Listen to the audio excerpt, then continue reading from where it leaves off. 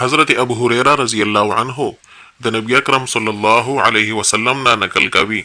چې نبی علیه السلام یو ځل ارشاد فرمایو او خی کله چا په دروازه باندې یو نهر وي چې په هغه کې د 15 ځله روزانه غسل کوي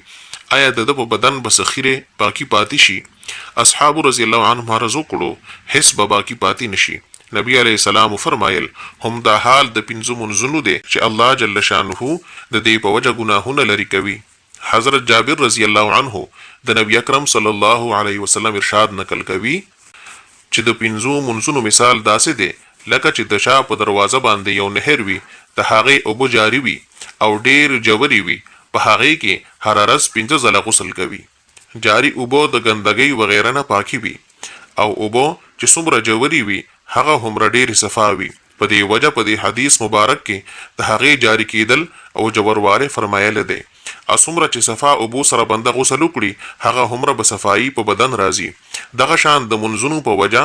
کچره د آداب لحاظ ساتلو سره وکړي شي نو د ګناهونو صفائی حاصلېږي